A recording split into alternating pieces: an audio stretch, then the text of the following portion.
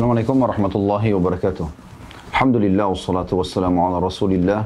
Segala puji dan puja kehadirat Allah subhanahu wa ta'ala, juga salawat dan taslim kepada Nabi besar Muhammad sallallahu alaihi wa ala alihi wa sahbihi wasallam.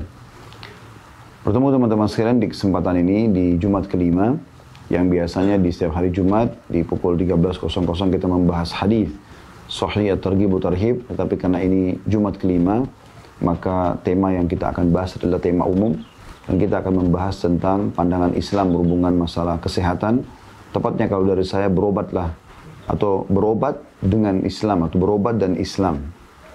Saudaraku seiman, agama Islam adalah agama yang sempurna, meliputi segala sesuatu dalam kehidupan manusia. Termasuk pada saat seseorang atau sosok manusia itu menghadapi permasalahan dari penyakit. Dan Islam datang memberikan solusi yang terbaik. Mungkin sebelum jauh kita membahas masalah ini, saya akan sebutkan beberapa firman Allah subhanahu wa ta'ala yang menyebutkan memang kalau penyakit itu ada. Seperti misalnya disebutkan di dalam Al-Quran. Surah An-Nur ayat 61. A'udhu billahi minasyaitonir rajim. Laisa 'alal a'ma harajun wala 'alal a'raji harajun wala 'alal maridi haraj. Tidak ada halangan bagi orang yang buta, tidak pula bagi orang yang pincang, tidak pula bagi orang yang sakit. Tentu ini kalau orang mau pergi berjihad, orang mau melakukan sebuah kewajiban dan memang dia ada halangannya, termasuk disebutkan di sini masalah orang sakit, maka dia boleh mencari hal yang lebih ringan. Seperti misalnya seseorang biasa sholat berjamaah di masjid, pada saat dia sakit dia boleh berjamaah di rumah misalnya. Atau dia lagi tidak mungkin sholat berdiri, dia bisa sholat sambil duduk. Dia tidak bisa duduk, dia bisa sambil berbaring, sebagaimana sabda Nabi SAW. Ya, kalau kalian mampu sholatlah berdiri, kalau tidak mampu maka duduklah, kalau tidak mampu berbaringlah, kalau tidak mampu sholatlah semampu kalian, walaupun dengan isyarat. Ya, seperti orang lagi berjihad di kancah peperangan, lagi berhadapan dengan musuh, boleh sholat dengan isyarat. Begitu juga orang yang stroke seluruh badan misalnya, maka mereka boleh melakukan itu. Tapi inti bahasan Allah SWT sebutkan di sini tentang wala alal maridi haraj, dan orang-orang yang sakit pun tidak masalah untuk atau tidak perlu memaksakan diri. Begitu juga Allah subhanahu wa ta'ala memudahkan ya, di bulan Ramadan seperti ini, musafir, orang sakit, ya, yang memang tidak mampu untuk berpuasa, mereka boleh berbuka, kemudian mereka boleh menggantikan atau dianjurkan menggantikan di hari yang lain. Sebagaimana Allah sebutkan dalam Al-Baqarah ayat 184, A'udzu billahi minasyaitonir rajim, "Faman kana minkum maridan aw 'ala safarin fa iddatun min ayyamin ukhra." Siapapun di antara kalian yang sedang sakit atau dalam perjalanan, lalu ia berbuka, maka wajiblah baginya mengganti di hari lain sebanyak hari yang ditinggalkan itu. Jadi ada keringanan bagi musafir, ya, bagi orang yang sakit untuk tidak berpuasa. Berarti penyakit juga disebutkan di sini ya. Dan cukup banyak ayat-ayat Al-Quran yang berbicara masalah itu. Hanya saya dalam Islam dibagi menjadi dua, ada penyakit jasmani, ada penyakit rohani atau biasa dibahasakan juga dengan penyakit hati. Kalau masalah penyakit hati itu disebutkan dalam firman Allah Subhanahu wa taala dalam surah Al-Baqarah ayat 10. Al-Baqarah ayat 10. A'udzu billahi minasyaitonir rajim fi qulubihim maradun fazadahumullahu marada.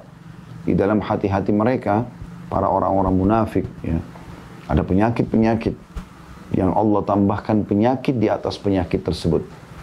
Ya, seperti iri, dendam, semua itu putus asa.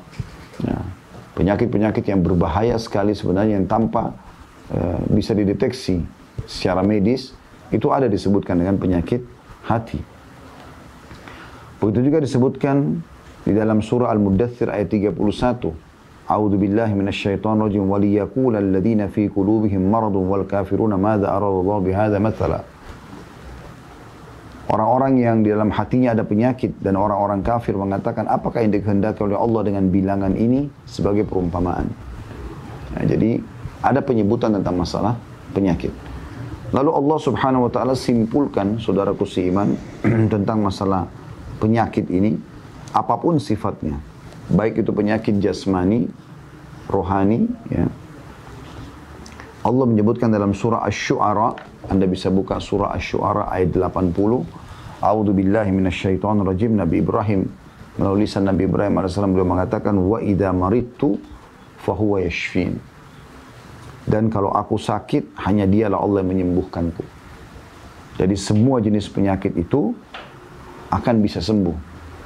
Tapi memang pemberi kesembuhan yang sebenarnya adalah Allah subhanahu wa ta'ala. Kita manusia hanya bisa berikhtiar. Berikhtiar. Teman-teman sekalian, di dalam Islam tidak ada penyakit yang tidak ada obatnya. Itu sangat jelas dijelaskan oleh Nabi SAW dan ini dipegangi oleh setiap orang Muslim. Anda bisa renungi hadis yang pertama riwayat Imam Muslim, hadis nomor 2204. Kata Nabi SAW dari Jabir bin Abdullah radhiyallahu anhuma, "Likulli da'in dawa, fa idza usiba dawa'ud da'i bari'a atau bara'a biidznillah." Semua penyakit pasti ada obatnya. Ini sudah dipatok oleh Nabi SAW. Sebagai seorang Muslim kita harus yakin masalah ini. Kalau di dunia medis masih ada yang mengatakan obat ini belum ditemukan, maka belum ditemukan saja obatnya. Tetapi dalam syariat Allah Subhanahu Wa Taala dari 1400 tahun yang lalu sudah disampaikan. Tidak ada penyakit yang Allah ciptakan kecuali ada obatnya. Jika sesuai antara penyakit dengan obat, maka ia akan sembuh dengan izin Allah. Begitu juga dengan hadis Nabi SAW. Lebih jelas lagi, hadis riwayat Bukhari. Dari Abu Hurairah radhiyallahu anhu bahwasanya Nabi SAW bersabda, "Ma anzalallahu da'an illa anzalallahu lahu shifa." Allah tidak akan pernah menurunkan sebuah penyakit kecuali Allah akan turunkan bersama obatnya. Jadi semua ada obat. Begitu juga dengan hadis Nabi SAW, dan saya berharap ini teman-teman tim medis yang mengikuti acara kita, karena ini memang acara Zoom dari rumah sakit ya, dan teman-teman medis yang banyak yang ikut, maka saya berharap Anda sebagai dokter Muslim, tim medis Muslim tidak pernah melepaskan ya, ilmu Anda yang sudah Anda pelajari di alam medis ini dengan Islam. Karena kita tidak mengenal sistem sekuler. Sekuler memisahkan antara agama dengan ekonomi, agama dengan ilmu pengetahuan umum, agama dengan politik. Ini semua tidak ada dalam Islam. Karena Islam mengatur segala sesuatunya. Maka jadilah dokter Muslim yang menggabungkan antara pengobatan medis yang sudah Anda pelajari dengan agama Islam.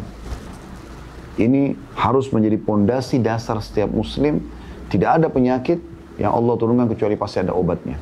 Artinya sangat terbuka pintu untuk mengadakan penelitian agar bisa menemukan obat-obat bagi penyakit yang dianggap di alam medis belum ditemukan. Sebagaimana juga sabda Nabi SAW pernah dalam riwayat Imam Ahmad, Usama bin Syariq radhiyallahu anhu, sahabat Nabi yang mulia berkata, "Ya Rasulullah, aku sedang sakit. Apakah aku berobat?"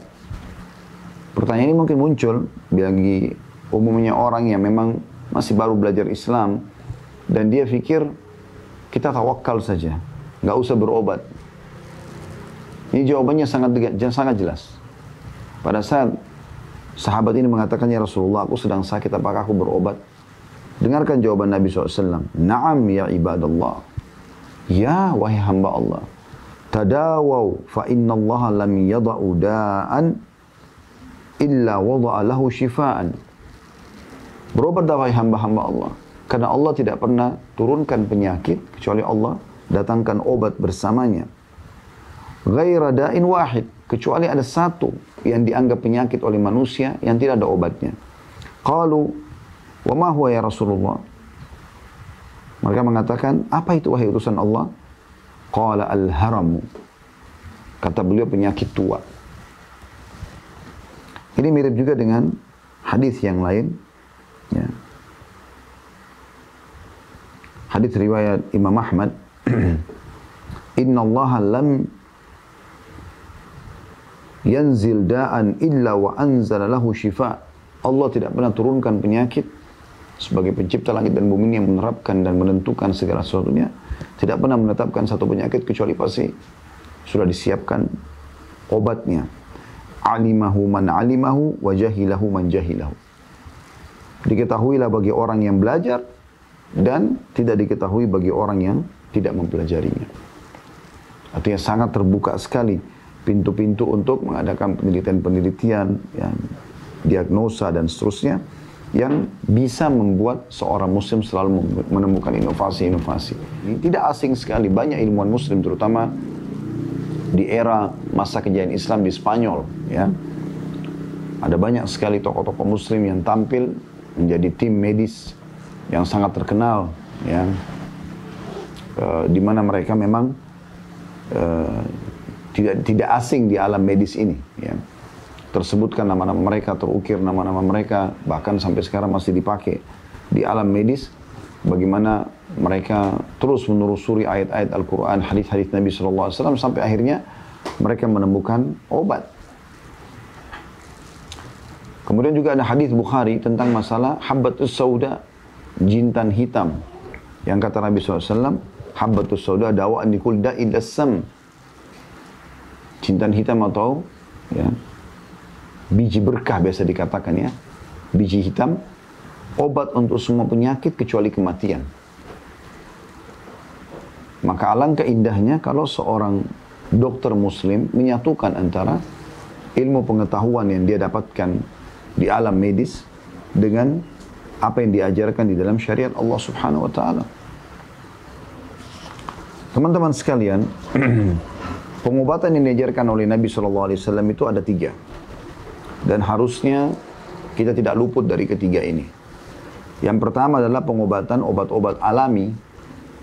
Ya. Obat-obat alami ini hanya menggunakan apa saja yang ada di sekitar kita. Contoh misalnya tentang penyakit demam, ya, yang sudah umum. Artinya semua orang pasti akan melalui di masa hidupnya demam. Kita lihat dalam hadis Bukhari Muslim bagaimana baginda Nabi SAW mengatakan innamal humma aw shiddatul humma min fayhi jahannam fa'abridu laha bil ma'. Sesungguhnya demam itu atau demam yang sangat berat berasal dari uapnya api neraka Jahannam. Maka dinginkanlah dengan air. Kata Ibnu Qayyim rahimahullah, segala bentuk kondisi demam saat panas tubuh meningkat tajam dapat diterapi dengan menggunakan air. Melalui 2 cara.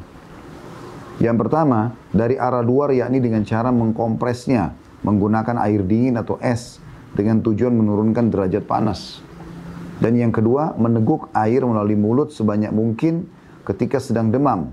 Ini dapat membantu seluruh organ tubuh, terutama 2 ginjal untuk kembali normal melakukan segala aktivitas tubuh. Dan hadis ini juga dikeluarkan oleh An-Nasa'i, Ibnu Majah, Malik, dan yang lainnya. Bahkan ada sebuah athar yang sangat menarik yang diangkat oleh Ibnu Qayyim rahimahullah dalam buku beliau Tibbun Nabawi, pengobatan cara Nabi. Diriwayatkan oleh Abu Nuaim rahimahullah dari Anas ibn Malik radhiyallahu anhu secara marfu, "Idza humma ahadukum falyurashsha 'alaihi al-ma' al-barid 3 layalin min as-sahar." Kalau salah seorang di antara kalian demam, hendaklah ia mengguyur tubuhnya dengan air dingin selama 3 malam di waktu fajar. Dan ini hadis disahihkan oleh Abu Nuaim, juga Abu Ya'la dan At-Tabarani dalam kitab Al-Awsat. Ya, jadi ini contoh bagaimana alaminya, ya, pengobatan alami air, semua orang bisa mendapatkan air. Begitu juga dalam hadis yang lain diriwayatkan Imam Ahmad dari hadis Hasan dari Samura, dikatakan demam adalah sebagian dari pakaian api neraka Jahannam, maka dinginkan api itu dari kalian dengan air yang dingin. Nah, ini contoh panduan nabawiyah, ya, secara kenabian untuk berobat alami, ya. Begitu juga teman-teman sekalian, seseorang muslim tidak meluputkan apa yang sedang menimpa dia dari demam selain ikhtiar ini dengan pengobatan yang kedua, yaitu pengobatan ilahi. Ya. Pengobatan ilahi ini dengan 2 sisi, yaitu bagaimana dia meyakini bahwasanya penyakit ini Allah yang ciptakan, maka hanya Allah yang bisa sembuhkan, maka dia pun memohon kepada Allah, berdoa. Dan ada beberapa jenis doa nanti akan coba kita sebutkan insya Allah. yang diajarkan Nabi SAW dengan memegang tempat sakit lalu membaca. Dan yang kedua adalah dia meyakini kalau semua penyakit itu akan menjadi pembersihan terhadap dosa-dosanya. Sehingga ini akan lebih membantu dia bersabar dalam menghadapi cobaan penyakit tersebut. Yang kadang-kadang membuat penyakit itu bertambah, mungkin teman-teman medis tidak asing dengan teori ini, adalah stres yang dimiliki oleh pasien. Karena dengan stres, beban pikiran, maka penyakitnya makin sulit untuk sembuh. Bagaimana caranya mengobati stres ini? Dia menerima sebagai takdir Allah Subhanahu wa Ta'ala. Ini sisi spiritualnya. Kalau dia bisa kita tanamkan, atau setiap pasien bisa menanamkan dalam dirinya, atau setiap dokter menanamkan kepada pasiennya, kalau ini cobaan dari Allah Subhanahu wa Ta'ala, bersabarlah. Gitu kan? Dia menerima sebagai keputusan Allah, dan dia yakin ini akan membersihkan dosa-dosanya, akan meninggikan derajatnya, maka stresnya akan hilang. Bahkan para ulama salaf dulu, mereka sangat menikmati proses penyakit sampai kesembuhan. Karena mereka yakin semua itu akan pembersihan. Dalam sebuah athar disebutkan, humma yauman kafaratun sanah. Demam sehari itu bisa membersihkan dosa setahun. Itu disebutkan oleh Ibnu Qayyim dalam buku beliau Tibbun Nabawi, riwayat ini. Begitu juga dalam hadis yang lain, ya, kata Nabi SAW, ada dosa yang tidak bisa dibersihkan atau tidak cukup dengan taubat. Tapi Allah akan menguji seorang hamba itu dengan penyakit yang akhirnya membersihkan dosa-dosanya. Jadi kalau ada seorang muslim di akhir hidupnya justru kena penyakit kronis dan segala macam, maka itu teman-teman sekalian adalah pembersihan dosa. Dalam sebanyak hadis yang sahih disebutkan, kata Nabi SAW, Allah akan terus menguji seorang hamba di dirinya dengan penyakit, dengan gangguan orang, ya, difitnah, diganggu, di keluarganya, di keturunannya, di hartanya, sampai dia dan keluarganya bertemu dengan Allah tanpa tersisa satu pun dari dosanya. Dibersihkan dosa. Penanaman secara ilahi ini penting. Baik dokter kepada pasien ataupun pasien pada dirinya sendiri, sehingga stresnya hilang. Karena dia tahu ini adalah keputusan Allah. Dia tahu ini akan membersihkan dosa-dosanya. Dia tahu ini akan meninggikan derajatnya. Karena semua cobaan akan meninggikan derajat di surga. Ada orang-orang yang akan mendapatkan derajat yang sangat tinggi di surga. Karena cobaan-cobaan yang datang. Kata Nabi SAW dalam sebuah hadis sahih, nanti orang-orang yang cobaannya sedikit di dunia, ada cobaan tapi sedikit. Pada saat mereka melihat balasan yang luar biasa bagi orang yang cobaannya berat selama di dunia, dan mereka melalui dengan sabar, maka mereka berharap yang cobaannya sedikit ini kembali ke dunia, kemudian kulit mereka digunting-gunting. Betapa sakitnya kulit itu kalau digunting. Tapi kata Nabi SAW, kalau mereka melihat nanti pada hari kiamat balasan istana yang mewah, dayang-dayang dan segala macam, hanya karena penyakit-penyakit yang sedang menimpa seseorang, dan kemudian dia bersabar, dia berharap kembali ke dunia dan dicoba dengan yang lebih berat daripada penyakit orang-orang tersebut. Dengan digunting-gunting kulitnya. Jadi ini penanaman pengobatan ilahi. Kita bisa tambahkan di pengobatan yang pertama, yaitu pengobatan alami ini dengan pengobatan medis. Tapi syaratnya teman-teman sekalian, ini perlu teman-teman medis garis bawahi, terutama Anda yang muslim, gitu kan. Kata Nabi SAW, Allah tidak menjadikan kesembuhan kalian pada hal-hal yang ia haramkan. Jadi kalau secara medis terbukti misalnya, meminum khamar bisa menyembuhkan penyakit ini misalnya, maka kita akan membantah mengatakan tidak. Karena Allah mengharamkan khamar. Tidak mungkin. Urwa bin Zubair rahimahullah, Anda bisa ketik di Google kisah tentang Urwa bin Zubair. Bagaimana pada saat kakinya kena penyakit dan harus diamputasi. Zaman dulu belum seperti sekarang dunia medis. Sekarang sudah ada obat bius, bisa dibius, ya, sehingga tidak sadar kemudian dipotong kakinya, bangun sudah selesai amputasinya. Zaman dulu tidak ada. Bagaimana caranya? Ini dalam kisah sahih, Anda bisa ketik kisah Urwa bin Zubair rahimahullah. Ayahnya Zubair bin Awam, sahabat Nabi yang mulia, ini seorang ulama terkenal, ahli Al-Quran. Maka beliau pada saat mau dipotong kakinya, mau diamputasi, dokter mendatangkan khamr. minuman keras. Lalu kemudian dia bertanya, apa ini? Dokternya mengatakan, Anda harus minum. Karena kaki Anda akan saya potong dengan pisau ini. Kalau tidak, Anda akan kesakitan. Maka kata beliau, saya tidak akan pernah menyentuh minuman ini dalam keadaan saya sakit. Sedangkan dalam keadaan sehat saya tidak sentuh, apalagi dalam keadaan sakit. Ini cobaan sedang datang. Dan beliau sangat faham tidak mungkin Allah jadikan kesembuhan dengan itu. Ini sabda Nabi SAW. Gitu kan? Jadi kita harus sadari poin ini. Ini penting. Nah, kita bisa tambahkan di pengobatan alami ini selain menggunakan bahan-bahan alami, mungkin kalau zaman sekarang kita juga herbal. Dan lebih tepat lagi teman-teman kembali kepada pengobatan nabawiyah.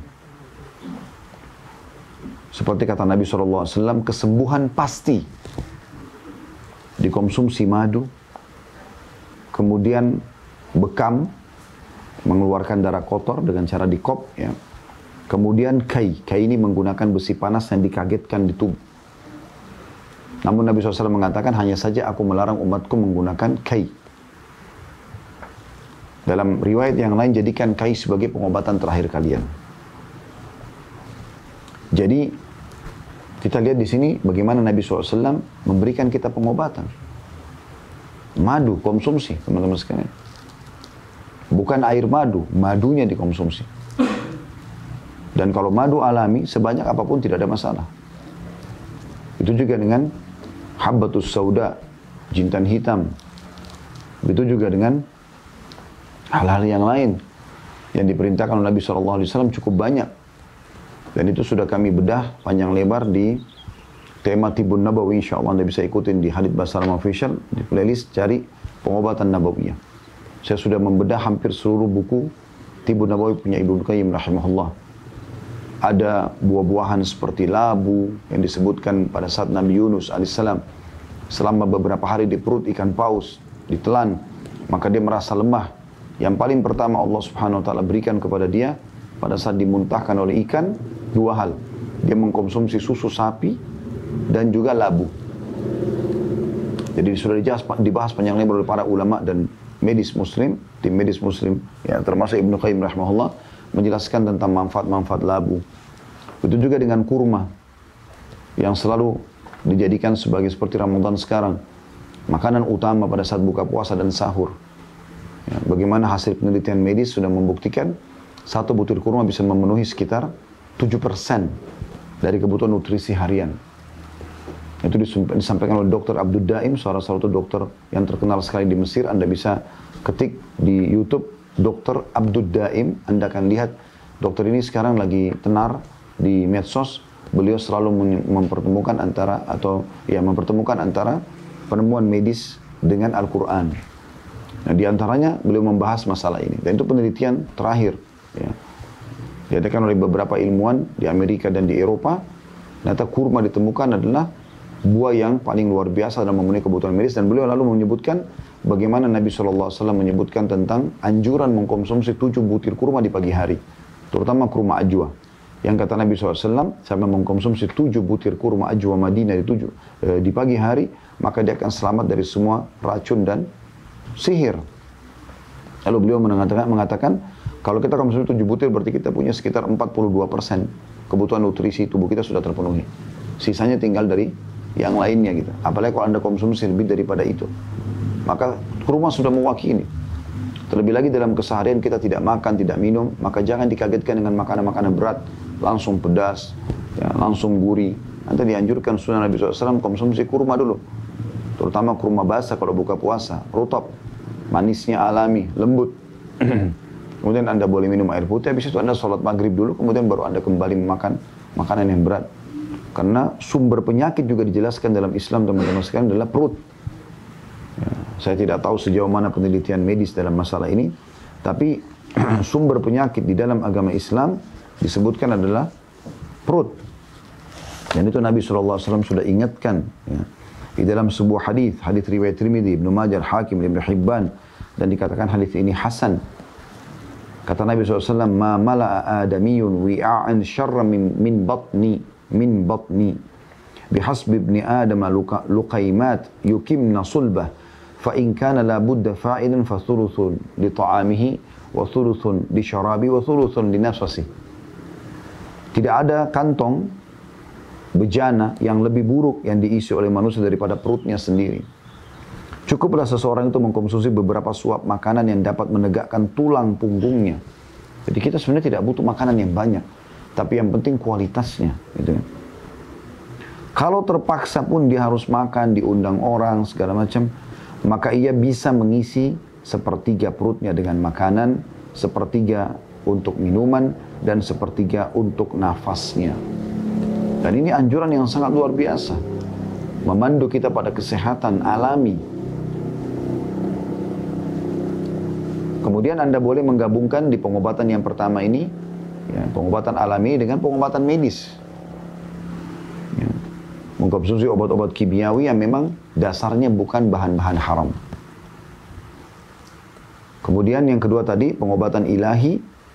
Ini juga, ya, selain secara kejiwaan, Anda meyakini ini cobaan dari Allah, Anda terima sebagai takdir sehingga stresnya hilang. Dan Anda lebih mudah menerima penyakit tersebut. Kemudian Anda juga yakin ini jadi pembersihan dosa, peninggian derajat. Dari sisi yang lain, Anda gunakan pengobatan-pengobatan ilahiyah yang diajarkan. Seperti membaca doa-doa. Ya, membaca doa-doa. Cukup banyak doa-doa yang diajarkan Nabi SAW. Seperti misalnya dalam hadis yang sahih. Kata Nabi SAW, siapa yang merasa sakit, hendaklah dia memegang tempat sakit. Misalnya bagian dada sebelah kiri. Kemudian dia memegang, lalu dia membaca Bismillah, Bismillah, Bismillah 3 kali. Dengan nama Allah, dengan nama Allah, dengan nama Allah. Kemudian dia membaca A'udhu bi'izzatillahi wa qudrati min syarri ma ajidu wa uhadhiru. Aku berlindung kepada Allah, ya, dengan kemahamuliaan Allah dan kemahamampuannya dari segala sesuatu yang aku, ya, khawatirkan, dari semua keburukan yang aku rasakan dan aku khawatirkan. Dia pegang tempat sakitnya sebanyak 7 kali. Nah, ini metode pengobatan ilahiyah. Yang itu. Kemudian juga ada sabda Nabi SAW. Beliau pernah, ada orang sahabat yang sakit. Ya.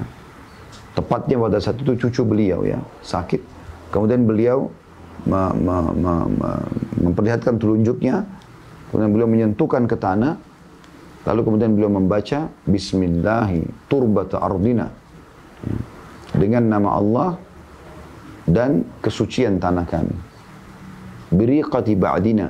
Dengan sebagian ludah kami. Yushfa bihi saqimuna. Disembuhkanlah orang sakit di antara kami. Kemudian Nabi SAW meniup ujung jari tersebut lalu menempelkan di tempat yang sakit. Beliau juga pernah bersabda dalam hadis yang sahih. Siapa yang menjenguk orang yang sakit kemudian dia membaca 7 kali, maka pasti Allah akan menyembuhkan orang tersebut selama ajalnya belum datang.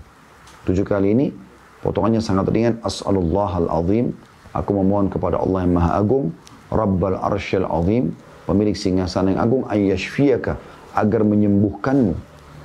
Kalau perempuan, ayyashfiyaki.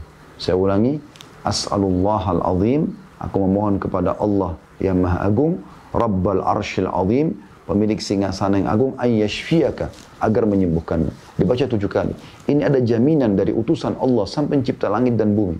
Kalau Anda sedang sakit, Anda sedang ada masalah, yang menciptakan Anda Allah, yang menciptakan penyakit dan masalah itu Allah, yang bisa menghilangkan adalah Allah. Kalau Anda sedang mendapatkan nikmat, yang menciptakan Anda Allah, yang menciptakan nikmat itu Allah, yang bisa juga mempertahankan hanya Allah. Maka utusan Allah menyampaikan masalah itu. Sampai bacanya 7 kali pada saat menjenguk orang sakit, dipastikan sembuh orang tersebut selama ajalnya belum datang. Kenapa Anda teman-teman medis nggak lakukan ini? Kenapa Anda tidak pada saat pasien datang, Anda memulainya dengan mengajaknya berdoa misalnya. Lalu Anda membacakan 7 kali doa ini, tulis di meja Anda. As'alullahal azim, Rabbal arsyil azim, ayyashfiyaka. Baca 7 kali. Kemudian setelah itu baru Anda boleh menggabungkan dengan yang metode pengobatan. Anda berikan resep misalnya. Anda berikan vitamin, Anda berikan obat. Karena metode yang ketiga adalah menggabungkan keduanya. Jadi metode yang pertama, pengobatan alami, masuk dalamnya juga bisa medis tadi saya katakan. Atau pengobatan alami adalah menggunakan bahan-bahan alami yang memang Allah sudah ciptakan di sekitar kita. Kemudian metode yang kedua adalah pengobatan ilahi, dan metode yang ketiga adalah menggabungkan keduanya. Dan ini yang paling sempurna adalah menggabungkan keduanya. Ya. Teman-teman sekalian, Ada beberapa hal yang mungkin perlu digarisbawahi juga dalam masalah pengobatan ini, ya. Yaitu bagaimana Islam telah menekankan kepada kita metode pengobatan selain tadi yang sudah saya sebutkan itu, ya. Ada yang secara alami sebenarnya bisa menyembuhkan penyakit Anda. Karena memang sebabnya itu bukan penyakit. Bukan virus, bukan bakteri. Penyebabnya justru hal-hal yang memang dilarang dalam Islam. Sehingga kalau Anda tinggalkan, Anda secara alami akan jauh dari penyakit. Seperti contoh, semua penyakit hati, ya. Dendam. Islam melarang kita dendam. Tidak boleh dendam. Islam melarang kita putus asa. Bahkan Imam Madzhabi rahimahullah, seorang ulama, memasukkan putus asa bagian daripada dosa besar. Kita nggak boleh, teman-teman sekalian, iri. Yang akhirnya selalu merasa jengkel, dongkol. Kenapa orang ini lebih kaya, kenapa orang ini lebih cantik, kenapa orang ini lebih pintar. Ini nggak boleh, dilarang dalam Islam. Bahkan kata Nabi SAW, hati-hati kalian dengan iri dan dengki ini, karena dia bisa membakar pahala sebagaimana api membakar kayu bakar. Boleh gibtah. Apa itu gibtah? Mirip seperti itu. Jadi misalnya ada orang punya kelebihan, kita minta agar Allah memberikan kita kelebihan yang sama, tapi tanpa berharap hilang kelebihan itu dari dia. Misalnya ada seseorang pintar, kita berharap, ya Allah berikan juga saya kepintaran sebagaimana Kau berikan kepada dia. Itu boleh, tapi tanpa berharap hilang dari dia. Itu namanya ghibtah dalam agama Islam. Tapi kalau mirip dengan hasad, ya, kalau hasad yang dilarang, iri yang dilarang adalah Anda merasa iri dan Anda berharap hilang dari dia. Ini hukumnya haram, tidak boleh dalam Islam. Ini contoh, berapa banyak orang muncul penyakit dari sini. Berapa banyak masalahnya itu. Karena dia selalu iri dengan orang. Yang dia pusingin setiap hari adalah kelebihan yang dimiliki oleh orang lain. Dia bukan menggali potensi dan skill dia. Ini sebenarnya secara alami sudah dilarang dalam agama. Artinya kalau Anda tinggalkan, Anda akan jauh dari banyak penyakit. Ya kan? Ini contoh. Kemudian juga puji-pujian. Melakukan satu karena puji-pujian. Kadang-kadang ada orang tidak mampu karena sudah tua, tapi karena dia gila pujian, tanda kutip, maka dia memaksakan diri. Ini kan juga termasuk dilarang dalam agama Islam. Ada istilah riya dalam agama, nggak boleh. Gitu kan? Sebaliknya, kita dalam Islam disuruh ikhlas, disuruh tawakal, disuruh dermawan, ya, disuruh yakin dengan janji-janji Allah dan seterusnya. Itu kan secara alami, ya. Kalau Anda jauhi ini, insya Allah Anda akan dapat pahala dari sisi spiritualnya, agamanya, dan Anda juga jauh dari banyak penyakit. Sebaliknya, kalau Anda terjerumus dalam penyakit-penyakit hati ini, ya, maka dia akan lebih berbahaya daripada penyakit yang penyebabnya adalah dari luar, virus ataupun bakteri. Karena kalau ini tidak ada dalam diri kita, teman-teman, sebenarnya tubuh kita itu sangat kuat. Allah Subhanahu wa Ta'ala sudah menciptakan, ya, pertahanan yang sangat kuat. Tapi karena kita rusak dari dalam, kropos, akhirnya mudah penyakit-penyakit dari luar untuk masuk. Dan bagaimana Islam menjanjikan pahala yang besar bagi orang yang justru ikhlas, pemaaf, ya. Semua itu, teman-teman sekalian. Yang baik-baik ini semuanya. Suka memberi, mengalah, itu ada semua. Itu satu sisi. Sisi yang lain juga, Islam menyuruh kita berobat. Dan Islam juga mengajarkan kepada kita agar tidak kena penyakit-penyakit yang disebabkan karena faktor eksternal, makanan, minuman, dan segala macam ini. Kita disuruh untuk mengkonsumsi dua syaratnya dalam Islam. Halalan thayyibah. Halal yang dibolehkan, thayyibah yang berkualitas. Saya kasih contoh. Ayam halal. Tapi kapan dia rusak, basi, bangkai, bukan disembelih dengan nama Allah, maka tidak thayyib, maka jadi haram dia. Dalam Islam boleh, teman-teman sekalian, kalau Anda masuk ke supermarket, ada anggur kualitas A, nilainya 200.000 per kilo. Dengan ada anggur kualitas B, nilainya 100.000 per kilo. Kalau Anda beli yang A dengan niat menikmati apa yang Allah telah berikan dan Anda mampu, bukan memaksakan diri, itu berpahala. Boleh. Bahkan bisa berpahala. Karena Nabi SAW pernah melihat ada sahabat, penampilannya berantakan. Ya. Kelihatan orang ini seperti orang susah. Maka pertanyaan pertama Nabi SAW kepada dia, apa kau punya harta? Dia bilang, iya. Kata Nabi SAW, apa hartamu? Dia sebutkan, saya punya unta, saya punya kuda, saya punya kambing. Dia orang ini mampu. Kata Nabi SAW, kalau begitu mana kau dari bekas nikmatnya Allah pada dirimu? Ya. Dalam riwayat lain kata Nabi SAW, Inna Allah yuhibbun yara athara ni'amihi ala abdi. Allah suka melihat bekas nikmat pada hambanya. Kita disuruh makan yang berkualitas. Selain halal berkualitas, tayyibah. Kita disuruh pakai baju yang terbaik. Kita disuruh menghirup udara yang paling bersih. Kita disuruh memiliki rumah yang bersih, yang besar, yang bagus. Tidak ada masalah, tidak ada larangan dalam Islam. Yang penting jangan mubazir. Jangan berlebihan. Jangan juga pelit. Kita berada di tengah-tengah. Islam tidak pernah melarang Anda menikmati semua itu. Kan ini faktor-faktor yang membuat memang pertahanan tubuh kita sangat bagus. Selain daripada itu, kita juga ada anjuran dalam Islam. Sisi yang lain ini, sisi yang ketiganya ya. Kita dianjurkan untuk menjalankan wirid-wirid seperti zikir pagi petang, minta keselamatan dunia akhirat, minta diberikan keberkahan, minta dijauhkan dari segala mara bahaya. Jadi sebenarnya Islam sudah memberikan kepada kita tameng-tameng supaya kita tidak kena ya kotor. Apalah faktor eksternal yang bisa menyebabkan penyakit masuk. Seperti sekarang di masa pandemi kita dianjurkan, semua negara sekarang menekankan cuci tangan, cuci tangan. Dalam Islam teman-teman, kita selalu cuci tangan. Bukankah setiap kali mau sholat kita wudhu? Wudhu yang pertama apa? Cuci tangan. Berarti sehari, kalau kita wudhu, bicara sholat wajib 5 kali kita cuci tangan. Bukan cuma itu, cuci kaki bahkan. Cuci wajah. Kumur-kumur. Dan istinsyak, membersihkan kotoran dari hidung. Bahkan kata Nabi SAW, kalau kalian sedang istinsyak, memasukkan air di hidung, kuatkanlah. Lalu buanglah dengan kuat juga, istinthar namanya. Jadi Islam sudah mengajarkan kita sebenarnya. Bahkan Nabi SAW mengatakan, Inna Allah jamilun yuhibbul jamal. Allah itu indah, suka dengan keindahan. Jamil itu bisa bermakna bersih, rapi, ya, wangi. Masuk semua dalam makna itu. Allah semua itu dan suka dengan itu. Dan dalam ayat Al-Quran Allah mengatakan, Inna Allah yuhibbul mutatahhirin. Allah suka dengan orang-orang yang suka bersuci. Jadi memang Allah suruh itu. Jadi ada doa-doa yang dianjurkan dan ada juga penekanan-penekanan dalam Islam untuk selalu menjaga itu. Juga Islam, kalau itu sebelum datang penyakit. Kalau sudah datang penyakit, dianjurkan berobat sebagaimana sudah kami sampaikan tadi. Dengan banyak sekali metode pengobatan. Alangkah indahnya kalau seorang dokter muslim di tempat prakteknya selalu menekankan masalah ini. Dan apa teman-teman yang diharamkan dalam Islam pasti baik. Sekarang saya berapa kali berkunjung ke ruang dokter, umumnya selalu pertanyaan, Bapak merokok nggak? Minum alkohol nggak? Kenapa selalu yang ditanyain?